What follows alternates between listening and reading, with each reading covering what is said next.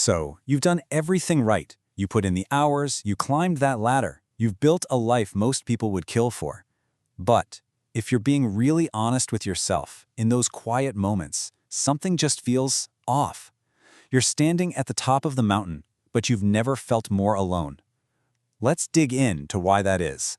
And hey, this feeling, it's not just for CEOs and boardrooms. Just listen to this incredibly raw admission from Andre Agassi, one of the greatest tennis players of all time. He's not just saying he dislikes his job. He's saying that being the best in the world felt like being in prison. He was number one, surrounded by millions, and yet his reality was solitary confinement. That right there, that's the emotional core of what we're talking about today. And that really is the question that cuts right to the heart of it, isn't it? We're all in this race, we're all pushing for that next big thing. But what if that finish line we're all so desperate to cross is actually a really, really isolated place? All right, let's get into the first part here, because this isn't just some vague feeling people have. Nope, this is a real, measurable thing. We actually have hard data that shows what this isolation at the peak looks like. Okay, so check this out. It's pretty wild. While about a third of the general workforce says they feel lonely, that number skyrockets to a full 50% for CEOs and senior leaders. I mean, think about that. Half of the people in the top jobs feel isolated. And what's more, over 60% of them feel like it's actively hurting their performance. It's a huge problem.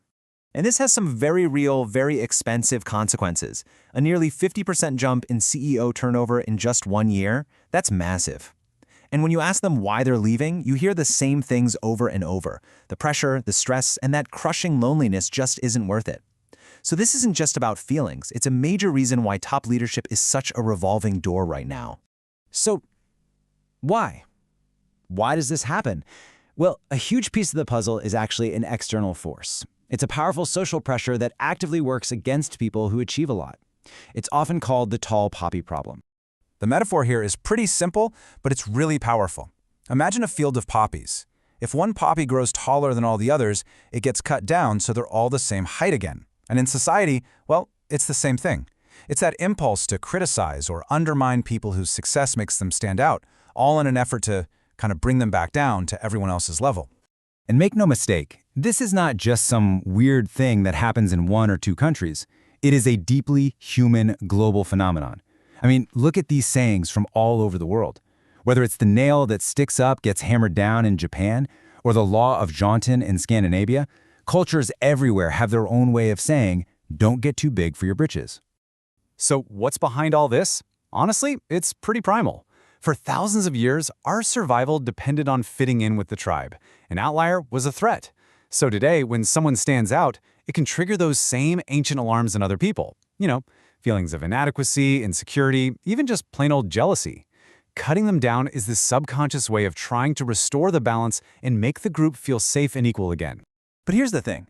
It's not just about what other people do to you. The real trap is what happens inside your own head. To cope with being cut down all the time, high achievers start building their own defenses. And the irony is, those defenses end up becoming the very walls of their own prison. See, when you're constantly being told you're too ambitious or you're showing off, you adapt, right? You start masking, hiding your talents just to blend in. But that slowly chips away at who you are and fuels that voice of self-doubt and imposter syndrome. The sheer exhaustion of trying to perform at your best while also managing all these social dynamics, that leads straight to burnout. And eventually, a lot of people just conclude, you know what? It's just safer to be alone. And if you're a leader, there's a whole other layer to this. The weight of having to keep secrets, of making tough decisions that affect everyone's lives. It almost forces you to create a professional distance. It's a coping mechanism you need to do the job, but it's also the very thing that makes you feel so lonely. It's a classic catch-22. You can't win. Now, this pressure, it doesn't just clock out when you leave the office. Oh no, it follows you home, and it can fundamentally change your most important relationships with your friends, your family, your partner. And this right here illustrates the core conflict perfectly. Look at the skills that make you a beast in your career, being in control, being decisive, shutting down emotions to get the job done. Well, those are often the exact opposite of what you need for a healthy relationship. A good relationship requires vulnerability, being present, collaboration. You've basically spent your whole life training to win, not necessarily to connect. Psychologists actually have a name for this. It's called financially contingent self-worth. It's a fancy way of saying that your self-esteem is directly tied to your net worth or your job title. And the research is clear. When your identity is all wrapped up in your financial success, you feel this immense pressure to prioritize work over everything, which of course comes at the expense of your relationships. Man, this quote, it just hits home. It comes from a therapist who works with a lot of high achievers, and it's what they hear all the time. Imagine, after a 12-hour day of putting out fires and making high-stakes decisions, the idea of going home and having to invest even more emotional energy into a relationship, it can start to feel like just another task on an endless to-do list. So, I know this all sounds pretty bleak, but here's the good news. This is not a life sentence. You are not doomed to be isolated. You can absolutely break this cycle. Let's walk through an actual toolkit for how you can start to do it. Okay, here are 4 really crucial steps. First, and this is huge, you have to acknowledge that the tall poppy stuff, it's not about you. It's about their insecurities. Second, you have to intentionally find your tribe, people who celebrate your wins. This might mean a mastermind group or a mentor who just gets it, not just the friends who tell you you're working too hard.